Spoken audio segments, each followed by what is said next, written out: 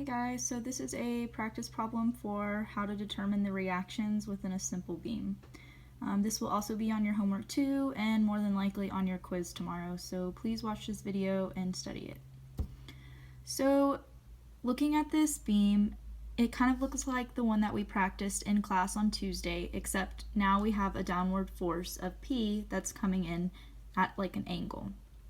Okay, so that makes solving for your reactions a little different than the typical simple beam.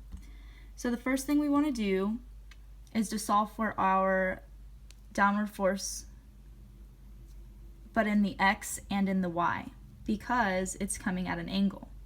So essentially, because this force is coming at an angle, it also has a force that's in the direction of the x and the direction of the y to create this angle.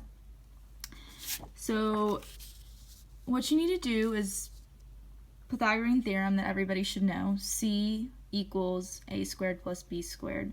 And the practice problem will give you this, right? 4, 3, and then you're solving for C, which is P essentially, and you get 5.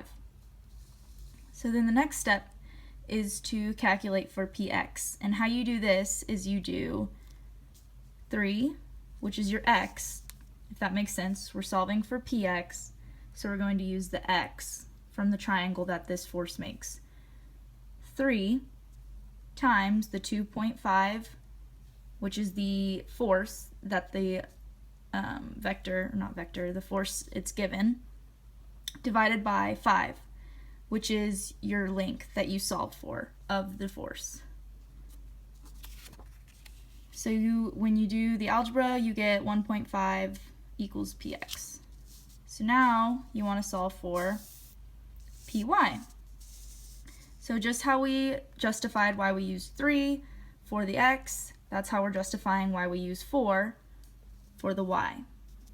So we're going to do 4 times 2.5, which is the amount of force given off by the p, divided by 5, which is the length that we solve for up here, which gives you py equals 2. So now we're going to be solving for something that's a little more familiar that we did in class on Tuesday.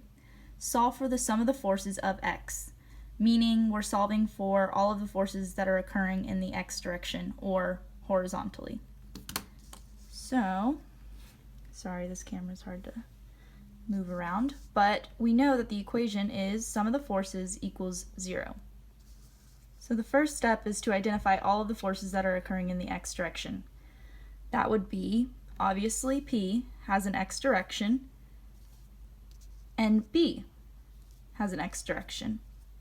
So the reason we have P as a positive is because essentially the x direction of P is going this way, which is right, or positive. B is negative because it's going this way, left, which is negative. So we have P minus Bx equals 0. We plug in because we know what Px is, and then we solve for Bx, which is 1.5. Okay, so now we're going to solve for something that's also familiar from lecture on Tuesday, solving for sum of the moment at B. Something to always remember is clockwise is negative, counterclockwise is positive. So if you hear me referring to that, that's what this means. So, sum of the forces, which is all the forces that are occurring, right, among the beam. Solving for sum of the moment at B, A of y, which is, if I were to put a pin here, and I were to spin A of y up, that's going in a clockwise direction, which is a negative. So we have negative AY times the total distance it is away from where we're solving, which is sum of the moment at B. So it's negative AY times the 28, which is the distance, plus 2, because y of the P force is 2, which we solve for over here, times 7, which is the distance it is away from the sum of the moment that we're solving at, which is B. Again, simple algebra, move it over. You're left with AY equals 0.5.